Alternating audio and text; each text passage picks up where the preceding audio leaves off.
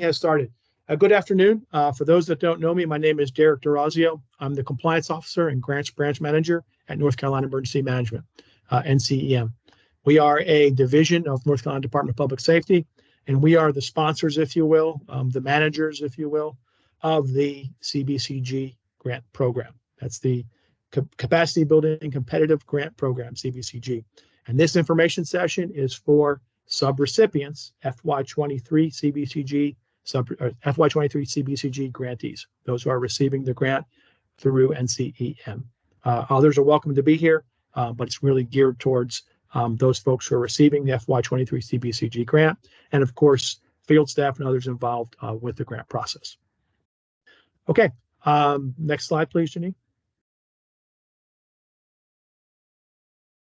All right, a couple of things here that we want to cover as kind of housekeeping items. So if you have a question at any time, please go ahead and raise your virtual hand. We'll also take pauses during our presentation to go ahead and allow for discussion. We have an hour today. We've got roughly half hour of information we're going to present, maybe not even that. And we have a full other half hour built into the presentation today to answer your questions, particularly your questions as a grantee of the FY23 CBCG program.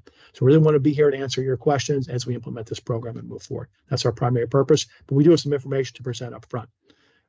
So basically, just some background information about our program if you don't already know it. NCEM as a whole, we've got roughly 20 major recurring federal and state grant programs. Some are disaster grant programs, some are non-disaster programs, total over $500 million a year. So we do a lot of grant work as an organization as a whole for NCEM. The Grants Management Branch, which I lead, we call them GMB, the Grants Management Branch, we're responsible for the non-disaster preparedness grants. So those grants that do not require disaster declaration, that are designed to prepare folks in the event that there is a disaster. That's our responsibility. So of the 20 major grant programs managed by NCEM as a whole, my particular branch is responsible for 10 of those programs. So we have roughly half of the programs, and we have hundreds and hundreds of subrecipients and grantees that we deal with on a daily basis in managing those programs. Having said that, NCEM's total portfolio of grants is about $500 million a year. For our preparedness grants, the grants we're dealing with, including CBCG, we're looking at roughly about $80 to $85 million a year that we're managing. With all our various overlapping preparedness grant programs, the 10 grant programs that GMB manages. So overall, NCM, $500 million, preparedness grants, only about $80 to $85 million of that portfolio. That's what we cover. Certainly not chump change, no drop in the bucket, but you can see where the big money's in disasters, right? That's where a lot of the money's going out with disaster grants. We do the non-disaster grants, smaller amount of money, but more grant programs and a large number of subrecipients and grantees that we're dealing with.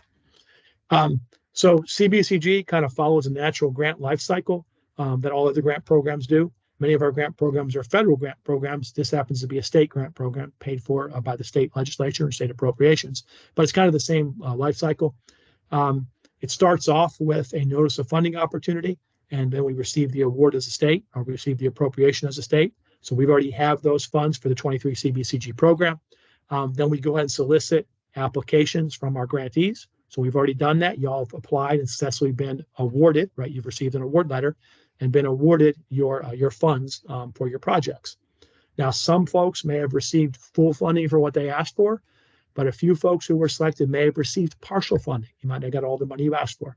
And if that's the case, you would have been contacted or should have been contacted by our grants management staff to say, hey, congratulations, you were accepted for an award.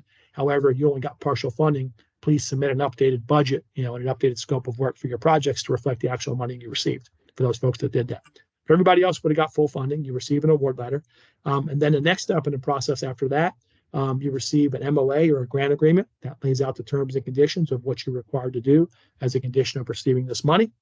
Then you move into the kind of the post-management, the post-grant award process, where you're managing your grant and submitting your request for reimbursement.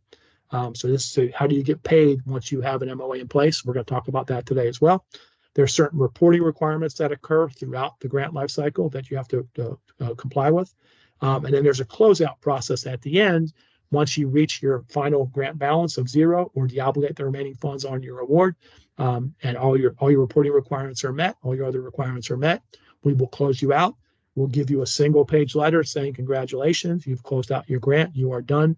That closeout letter is your receipt that you keep in your grant file for your auditors to show that you are done with that grant, you met all the requirements for that grant. So that's your grant life cycle from NOFO or Notice of Funding Opportunity through award, MOA, RFRs, reporting, and then closeout.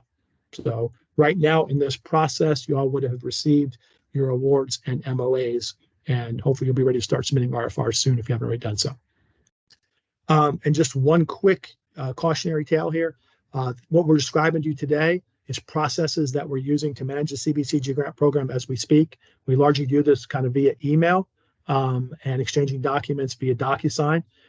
We are in the process of updating our internal business processes and moving to a Salesforce-based solution. So in the future, as we have additional CBCG programs in the future, some of these things we're doing today, some of the processes may change because we're going to go to an online grants management system called Salesforce.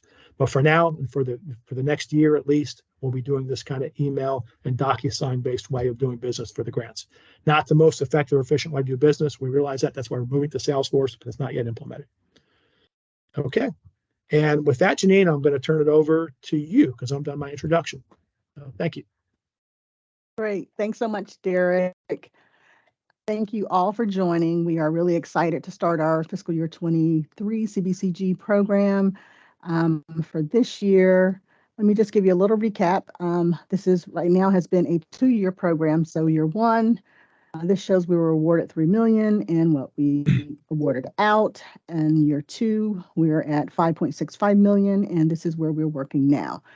We're currently here in our gearing up stage where our MOAs have been processed, and we're sending out the reimbursement request forms as well as our biannual report forms. And hold one second, I'm going to pull up the CBCG website for you. We've recently done an update, which will give you all information that you'll need regarding CBCG, as well as our contact information. I'm not going to go over how to apply because you all have already done that, and it's a done deal until next year. But we are going to talk a little bit about these reports, so bear with me one second. Janine, it's Lisa. Hey, Lisa. I love seeing your smiling face, but it's the camera's creating a lag on this side. I don't know if you want to. Oh, yes, absolutely. Thank you, Lisa. Mm-hmm.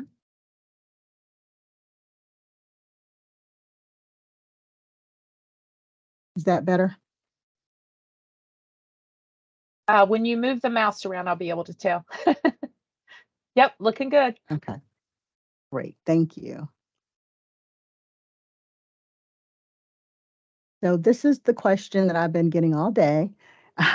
People want to know, when are we receiving our reimbursement request forms? When can we start sending you things so we can get reimbursed some of our money back? Just so you know, I will be sending out the reimbursement request forms as well as the biannual reports on or before October the 6th. So that will give us an opportunity to make sure all of these are generated correctly and email them, including our partners in our branches and all of the CBCG fiscal 23 grantees. So look in your inbox on before October the 6th. But I just wanted to kind of walk you through a little bit of the form and what it looks like. For reimbursement, it will have information of your organization. Over here, it would have how much you were awarded. Let me go to this one. So you have your MOA, your period of performance, cost center. These are things that are not changeable. This information here for amount of reimbursement request is also not changeable. That's something that we handle on the grant side. So what you as an awardee will fill out would be these lines. So your first reimbursement will be reimbursement 1.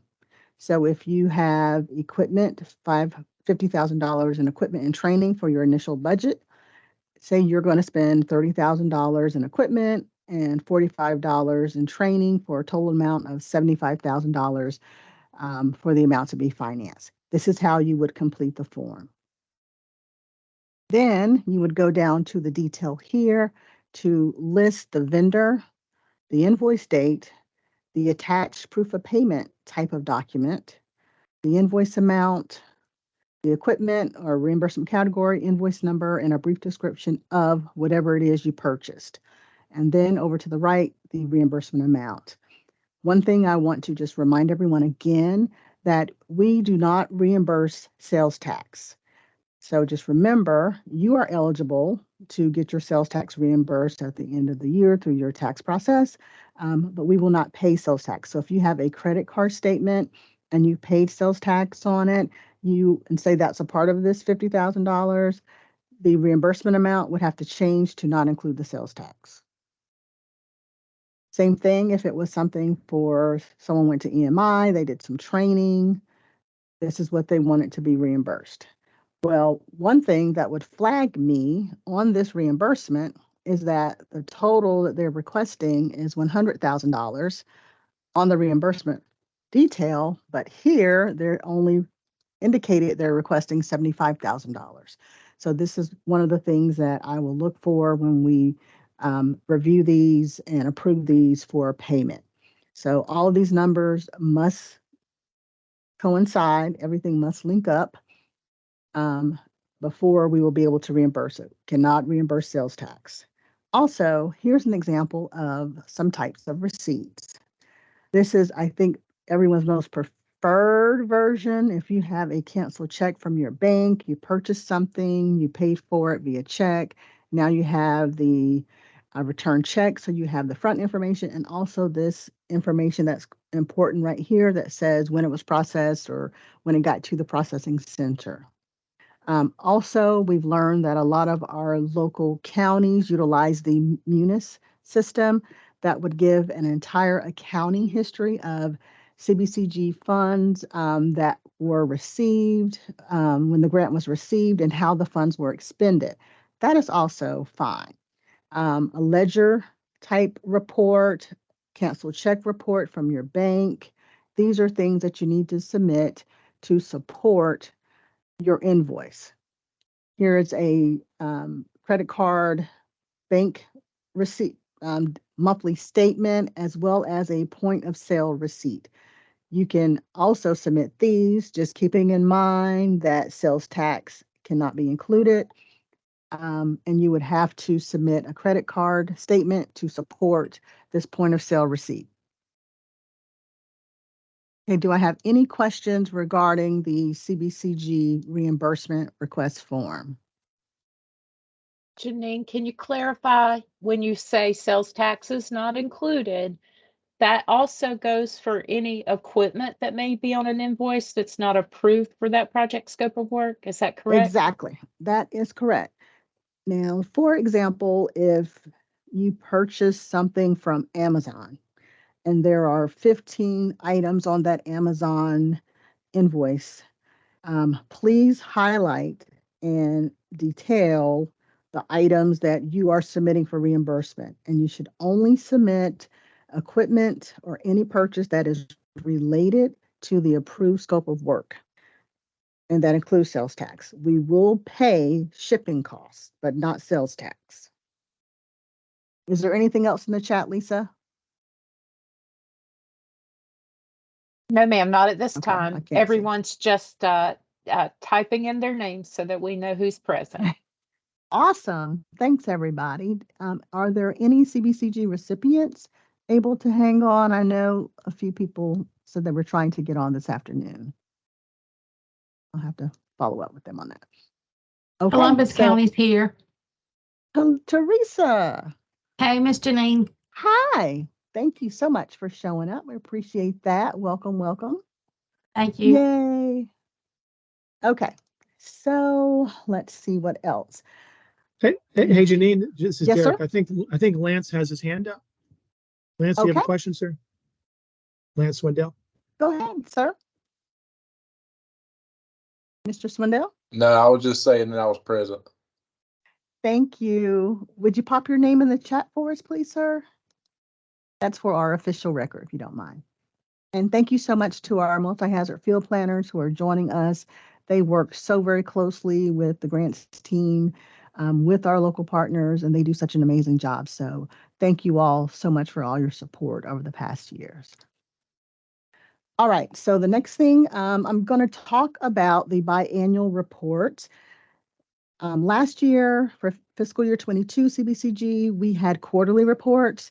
This time around, we wanted to reduce the burden on our recipients and only have biannual reports. So the due dates for the biannual reports are December 15th of 2023 and June 15th of 2024.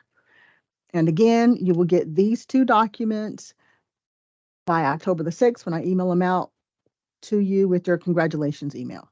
Okay. So one thing I want to touch on, I know we don't have a whole lot of time, but I want to touch on minor scope modifications. And let me pull up in this Teams meeting, I put a document in there for everybody to see our CBCG awardee guidance. Here is a direct link to our website. This is our period of performance for the fiscal 23-24. And as of a month and a half ago, everyone has received all of their MOAs to all the counties, and counties who were not approved for funding have also received their declination letters. So this just explains the award letter process. If for anyone who needed further clarification, we must have the finance officer as number one, or they can be just within your signatory loop of the 1, 2, 3s, but you must include finance and then 2 other signatories. So required documents, which everyone should have on file. We will be verifying this just to make sure that everyone is up to date. I believe most of the counties have, unless you've had a change, something's changed in your county, have a new finance officer, or we need to update your electronic vendor payment form. Those are the things that we call changes. So if you have not had any changes, you do not need to update these documents. To communicate with us, we request that you use our CBCG email address. And this is cbcg@ncdps.gov. This email box is reviewed, triaged, and I try to respond as quickly as I can to everyone based upon urgency or just a special request that come in. So one thing we want to ask you guys to consider to help us to be able to help you is when you are sending an email to us, please include the grant year, your agency, and the type of communication. And here in examples 1 and 2, I've given what Jonas County was sending in, and this is what their email subject line should look like. And the second one, reimbursement request 1, this is what their subject line should look like as well. Also, when you are saving and submitting your documents, we are asking you to utilize the same format. This will help us to be consistent, help have everyone to submit their information in the same way so there will not be any confusion. A lot of times I get a lot of HSGP quarterly reports. And of course, I forward them to the appropriate grants manager, but we don't want to have a delay in time of getting those reports in. So no one will be marked late. So look at it as the CBCG fiscal year 23, Jonas County reimbursement request 1. You can also put the date at the end of that if you like. And with these electronic vendor payment forms, sub W-9s, overdue tax statement, conflict of interest, and procurement, the same thing. And just remember, when you are communicating, please give detail about what your concern is or what your request is. Let's see. When we're done the reimbursement request, biannual reports for minor scope modifications. And if you did not receive the document that was attached to the Teams meeting, please just put a message in chat and we will get it to you. Bless you. So minor scope modifications. I apologize. I did not realize my mic was open. I'm so sorry. It's okay, Lisa. So requests for minor scope modifications, including changes in quantity of equipment, a change in vendor, or a poetic category, which outlines your budget category. And if it remains within the period of performance, these can be handled on a case-by-case basis. Please submit this on your organization letterhead, the detail of why. For example, we wanted to have a certain type of radio. That radio is no longer available due to supply chain issues from this vendor. So we have switched to vendor B, who has these same radios, and they can get them to us at the same price or lower within our period of performance. That's what we're looking for. Be sure to attach to your request any necessary documents. If you have a quote from the vendor or a communication from the vendor, include that in your request. So please email it to our cbcg@ncdps.gov and CC me if you don't mind, Janine.Childs. And what I will do, I'll review those when they come in. I'll do some things here on my end and get those over to our branch manager for review and approval. Please, please, please, we are discouraging any major scope modifications because these have to go through for approval by our NCEM director. We want to have everyone understand that all of the projects were approved based upon the period of performance, the type of project that you submitted that you were going to do. So we want to be fair to all of our awardees and be consistent in our application of process. So everyone is treated the same in all areas and cared for the same in all areas. So if you have something that is a serious extenuating circumstance, then we will review that on a case-by-case basis. Submit it to our CBCG inbox. We will review it on this end and then provide information to Director Ray for his consideration. So at this time, this is all that I prepared to discuss for today. Are there any questions regarding reimbursement requests, biannual reports, or the request for minor scope modifications? Okay. I've gotten a message in chat from Drew Pearson that the document came up as page not found.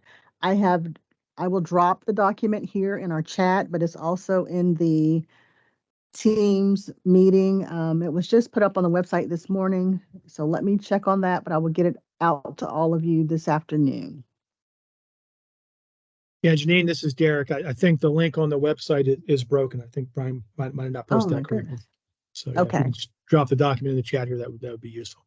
Okay, I will do that. Thanks for pointing that out, Drew. We appreciate that, sir. Janine, it's Lisa. Yes. Can you Yes, ma'am. elaborate on the potential scope modification requests? Do they need to provide background on why they can no longer complete their original project since these are competitive applications? Yes, ma'am. Absolutely. I talked a little bit about that and the reason why we're asking for that information so we can truly be fair and unbiased to everyone and treat everyone exactly the same. When a project is reviewed by committee and then submitted for director's approval of a project, it's based upon their thorough review of your project documents. So once it's been approved and we've award lettered and MOA'd you, turning back around and requesting a modification that will change the initial scope of your project would be unfair to the other applicants who applied for the CBCG grant. Once the committee has awarded you for one thing, it's kind of like a bait and switch, which we don't want to allow to happen. If you're having true difficulties with an issue, bring it to us. We will knock all of our heads together within our leadership and see how best we can assist you. But we really do not wish for projects to change their scope of work that's different from what was approved. Are there any other questions? Derek, do you have anything, or we can open it Sure. up for questions? Yeah, let me jump in real quick, Gene. I'm going to share my screen, just talk about the MOA, the grant agreement for a minute. Oh, wait, I'm sorry. Michael has a question. Go ahead, Michael. I'm sorry. What's your question, sir? Yeah, just for clarification on changing the scope. If I have, say, 2 pieces of equipment that were approved on the grant, but I'm able to get 1 piece of equipment cheaper than what I have listed on the grant as the total cost. Can the difference money I save be applied to another piece of equipment already approved on the grant? Does that make sense? Would Yeah. that be considered something that I'd have to get approval for prior to? Yeah, yes, sir. So that would be, we consider that to be more of a minor scope modification. You'd have to get approval from us for that, but that would not have to be forwarded up to the director, right? Because you're not changing the nature of your project. You simply affected some cost savings, you're able to apply to another piece of equipment already in your scope of your project. So that'd be considered minor. You will have to go through the process, send us an email, detail your reasons for doing that and what your changes are. And then what would happen is, once you do that to us in writing, we would then respond back to you and hopefully say it's approved once we review it. And then that email chain becomes your correspondence to save in your grant file to show that the scope of the project was modified. But to flip it on its edge, let's say you were approved for a certain type of piece of equipment, right? That's what you competed on, were approved for. But now you want to change it to use that money for training instead of buying that piece of equipment, right? You've completely changed the nature of your project. That would be a major scope modification. That's not the project you competed on, right? So we probably would not be able to approve that. You have to go up to the director, and maybe on a case-by-case basis, he'd look at that and see if it could be approved. But really, that would not be fair to other applicants because you competed based on the equipment. Now you want to change it to training, right? So that's what we're talking about, a major scope modification that probably wouldn't be approved. But your case, with a minor scope modification, we'd handle it via email. All right, any other questions? All right, great. So I want to jump into the MOA or grant agreement for just a second. And I'm showing an example here with some information redacted out, so you can't really see who the recipient is.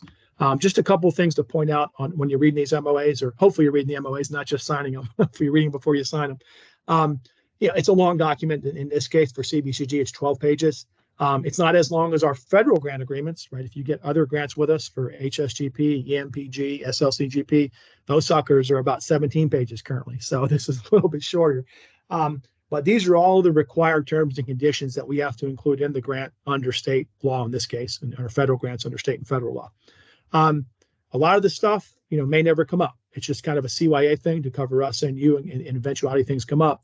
But we've kind of tried to rewrite these grant agreements to make them a little more user-friendly, a little more readable. So I want to hit a couple highlights with you here today. Always one of the most important parts when you're reading an MOA or grant agreement is, of course, the heading. This will indicate, who the recipient is, your information, what your project is in summary, your award amount, and your period of performance, right? So if you don't read anything else, understand what your approved project is, how much you got, and when you have to spend that money, right? You have to expend your funds within the period of performance. So that's always important at the top of the screen. For state grants, just to avoid the confusion, I want to clarify it. You as the grantee are considered the recipient of the state grant, okay? Because we are the state, we're giving that money directly to you as the recipient. If this were a federal grant, you would be called the subrecipient because the federal government gives us the money as a pass-through entity and we pass it through to you. So if it's a federal grant, we as an NCM, the state is the recipient and you will be the subrecipient. Because it's a state grant, you're considered the recipient.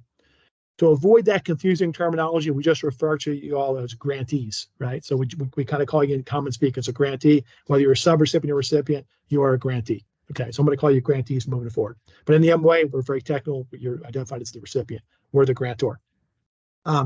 So basically, we've tried to kind of rewrite this and kind of order it more logically. So you see kind of the background preliminary information in the first couple paragraphs, purpose, authority, the source for the funding.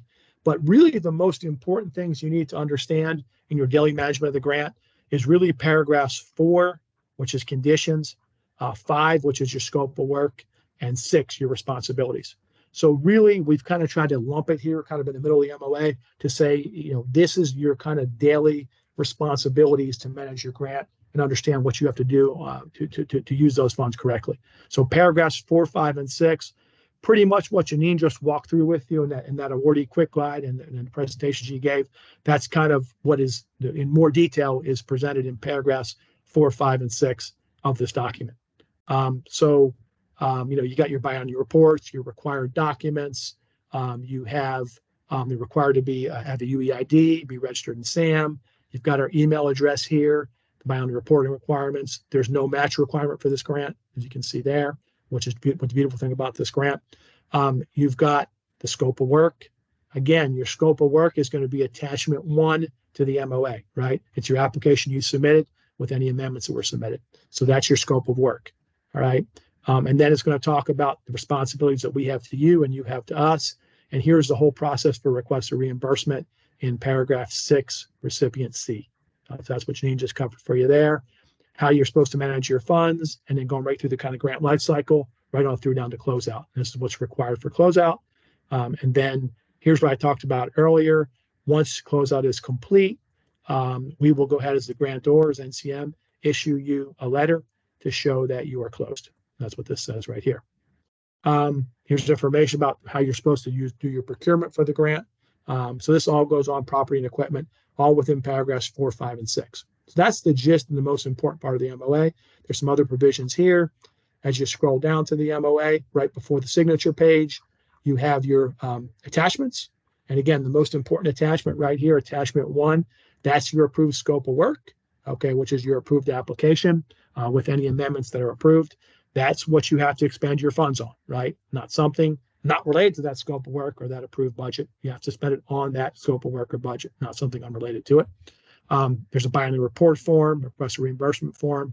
And if you're purchasing communications equipment, there's some specific requirements in that memo you have to read for comms equipment. Basically has to be compatible with some other equipment.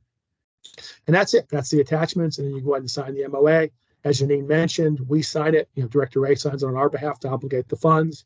And then for you as the grantee, you have to have one signature here. It has to be a finance person. You can have up to 3 if you choose, but you only need one signature to make it effective. And our legal, Mr. Polk, also signs these to show they're approved as to form. And he's legally reviewed them. And that's essentially the MOA in a nutshell, 12 pages long. All right, I'm going to stop sharing. Any questions about the MOA? All right, great. So we have time left for Q&A. I do see one hand up. We might have already answered that question, but Michael, did you have another question, sir? No, sir. Okay, thank you. All right, I do see another question there. And was there another question? I'm trying to see who that was. Oh, Drew, I'm sorry. Yep, Drew, go ahead, sir. Hey, Derek. On the closeout reporting requirements, the documentation required, we closed out our last one, and I'm sort of wondering, is there more fidelity as to what you're actually looking for in this, the certification, the letter, and any clarity as to what that should look like when we submit it? We just wrote a memo and tried to state everything and hadn't heard anything back yet. So I just want to make sure we're not missing the closeout requirements. And I thought on a slide that Janine had up, there was a site visit requirement. Is that something that we should anticipate, a site visit from somebody? Yeah, good question, Drew. Appreciate that. So, so site visits are a possibility, not a reality in all cases. They're just a possibility. So what happens is, and I'll share my screen again real quick to help answer this question. Basically, as you know, I've been through this one time. When you're ready to close out, so you've already submitted your final request for reimbursement, right? Or you deobligated the remaining funds, you're ready to go ahead and close out. These are the documents you're required to submit. It's listed here in the MOA. Once you submit those documents, we can choose to do a site visit or not. We're not really staffed to be doing site visits, quite honestly, to all of our grantees across the state. And most likely, if you're a grantee that really hasn't caused any problems or issues that we know of, you're probably not going to get a site visit. If there's some particular issues we have to investigate further, we will do a site visit either in person or virtually. But for the most part, we're not doing a whole heck of a lot of site visits right now. So what happens, we get the documentation, we review it. If we're satisfied, you'll get that letter from us. If you haven't received a letter yet from your last grant, hopefully you'll get that soon. I haven't actually looked at your documentation myself yet. But we don't really have any specific format for these documents that are required. It's pretty much what you tell us, a complete accounting of how the grant funds were used, your certification, and then, basically, the other stuff here. So it's pretty much up to you to provide on your own letterhead how you want to tell us of this. And if we have any questions, we'll get back to you. Okay, so we wouldn't know if there's any other documentation required until after we send something Submit in, this. right? Yes, exactly. And then we'll let you know. Yeah, as we review. Yeah, that's why that's in there. Yes, sir. Okay. The other question I had was tracking of payment after we submit the reimbursement piece.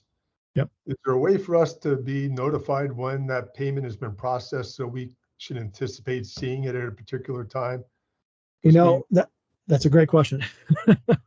And I will say when we do Salesforce, yes, that's one of the reasons we're going to Salesforce, right? To give you all more transparency on this. But the way, as I understand, our kind of Byzantine payment system works within the state, y'all submit the request for reimbursement to us. We go back and forth. We make sure it's all looking good. We then send it up to our accounts payable staff. It goes through NCDPS accounts payable, and then it will eventually get electronically paid. Whoever the email address is on that electronic vendor payment form that you submitted, now that might not be you, Drew, it might be your finance person, whoever's email address is on that form, that's the person that gets the email saying, hey, your electronic payment was given on such and such a date. So that's who gets the email. That's out of our hands. That's who the DPS controller's office and OSC send the information to. So I'm not sure who's on your form, but if you want to contact that person, maybe they could help you out. But we don't really have any other way of tracking it per se, unless we go and ask, DPS accounts payable, hey, can you give us a status of a particular payment? So unfortunately, that's the way it is until we have Salesforce on board. Okay, well, I guess I appreciate that, Derek. The last one we put in, it seemed that it was a 6-month delay in getting the payment processed, and I'm not sure where that was. And we obviously were looking for the money, and then our finance director came back and said, did we ever submit the paperwork? And we didn't.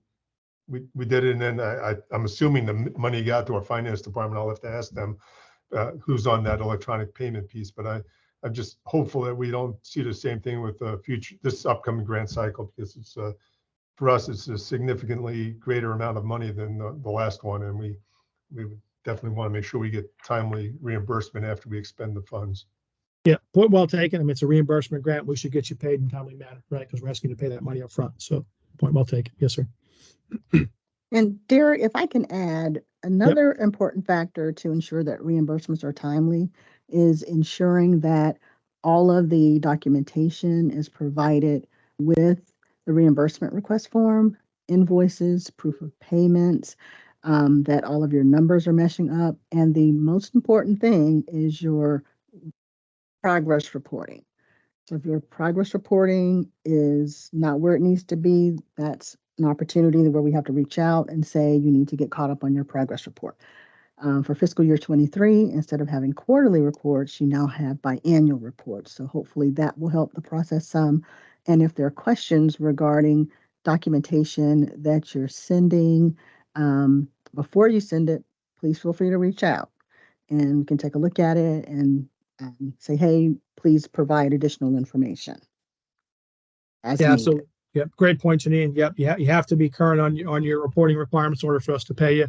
That's caused some confusion, because even if you don't have any activity during that quarter or during that biannual period, you still have to submit a report, right? And you have to be current on all those reports before a request for reimbursement can be paid. It's just the requirements that we have. And we have reduced that periodicity to make it more manageable, as Janine said, from quarterly to biannual. On our federal grants, we went so far as just required annually. So we're looking at doing that for 23 CBCG, hopefully going to maybe an annual instead of biannual report as well. But for 24 CBCG, going to an annual. But for now, for 23, it's a biannual report. There's our friendly owl asking if there's any questions. I love this picture. All right, are there any other questions? Derek, this is Drew again. I just want to make sure we only send that to the CBCG email address. We don't need to send it to anybody else, correct, when we submit things? Yeah, that's correct. Yes, sir. That's correct. Okay. Yep. Thanks. And again, when Salesforce comes on, that's all going to go away. You're going to submit your documents directly in Salesforce. You'll see them. We'll see them. Full transparency. We don't have Salesforce yet. It's coming hopefully next year. Looking forward to it. Thank you. Yes, sir. Derek and Janine, I just posted in the chat the 2023 CBCG Program Awardee Quick Guide. Thank you, Lisa. Thank you, Lisa. Appreciate that. Yeah, everything I told you in that MOA is pretty much summarized in that quick guide. So I would definitely recommend reading that quick guide. It's a great document.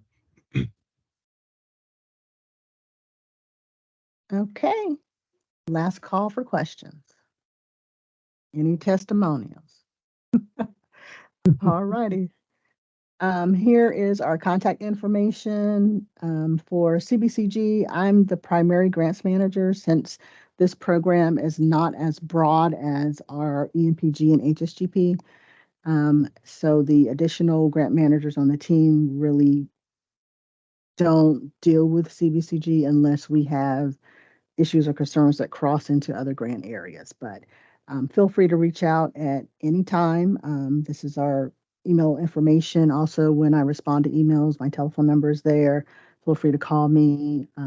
I completely appreciate all that you guys are doing. Please, please, when your projects are ongoing, take pictures, write down notes, promote what you're doing within your local areas.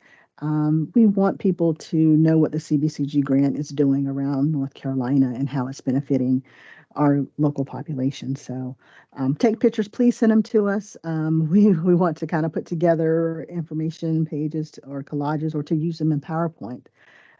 So that's all I have. And if there isn't anything else from Derek or the team. No, I just want to add one thing, Janine. And you see Janine's email there, and you have the CBCG email box, which we encourage you to use. And Janine's kind of trying to run this program, doing a very good job, but she gets overwhelmed sometimes with emails. We get a lot of emails between that and the CBCG email box. We are currently at least one person short right now. We're trying to hire a temporary employee. We'll hopefully get that person at some point soon. But, you know, and that temporary employee will help us with our CBCG program moving forward. But right now we're just a little bit short. So we apologize if there's some delays and us getting back to you, you know, when you do send those emails to the CBCG email box or Janine's email box. We're doing the best we can. We hope to get some more staff on board soon to help us manage the program. All right, Janine, you want to just mention, we already mentioned it during our branch meeting, but for those that weren't at that, our 24 program, you want to talk about that for a minute? Yes, we have been notified that our state legislature has awarded funds for us to have a CBCG for fiscal year 24-25. So this is another year for us to have the CBCG grant program. We're very excited about it, be able to offer it to the state and our local partners, and we hope that you all will continue to be supportive of CBCG, sharing your stories and how the equipment or the training that you've acquired within your program is helping your areas, so we can have more applicants for our process. I've had the question about grant applications and how to make our grant applications better. Our grants team will be presenting at the NCEMA Fall Conference on October the 11th, and our presentation will focus on how to write competitive grant applications, best practices. So if you're going to be there, please tune in for that. And if you have any questions, we will be at that location for office hours, as well as presenting some topics for our programs post-conference.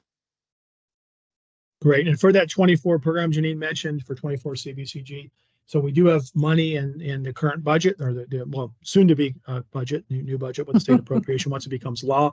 We haven't seen the actual legal language yet, right? So we don't know for sure.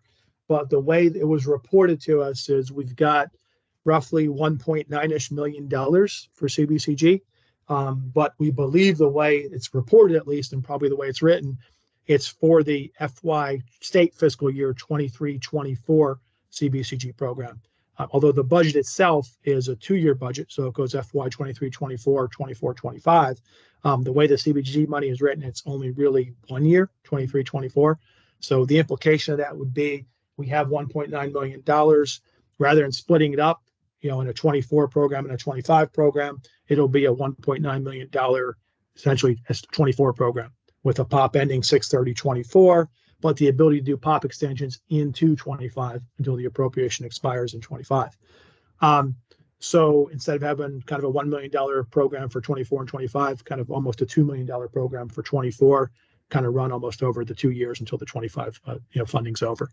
That's the way it's looking right now. Of course, it'll be a very competitive grant program process, as well as a very popular grant program. If all goes well, we would hope to have maybe start this program a little earlier than we have in years past. So maybe around the January-ish, February-ish timeframe, getting the applications out for folks to start applying for the CBCG program. So we hope to do that and then get awards made and kind of run the program from there. So stay tuned for more on that, but we're excited to be able to offer a 24 program for sure. All right. Seeing no more questions, I'm going to go ahead and stop the recording, give you all, is there any more questions? Let me see if there's any more questions. No more questions that I'm seeing, except the link that we've provided to the awardee quick guide is not working. I think it's because Janine asked me to load it, and when I did, I noted that it's going through SharePoint over here. So I'm providing the link to the CBCG on our EM website. And it does have the awardee quick guide on that website page. I think the website page is not working, Lisa, as I said earlier. Hey, Lisa. Yes. This is Teresa. That link for the quick guide on the website is not working. Okay. All right. Let's see if we can get a fresh copy, Janine. Yes. Maybe your final approval and just share a PDF of it. Did anyone try to open the document from this team's appointment? There's an attachment in this team's appointment. Oh, the calendar invite for the appointment. Yeah. The awardee. Yeah. But there. Yep. There you go. Jared work for the team for it. Yep. And we'll get our website fixed here pretty soon. Once as we talk to our webmaster, Brian Haynes, he'll get fixed quickly for us. So we'll get on that and get that link working as well pretty soon for that quick guide. All right. Any other questions or concerns? We have a few minutes left. Hearing none, I'm going to go ahead and stop the recording and give you back 10 minutes of your day, folks. Have a good one. Thank you. Bye-bye. Thanks, everyone.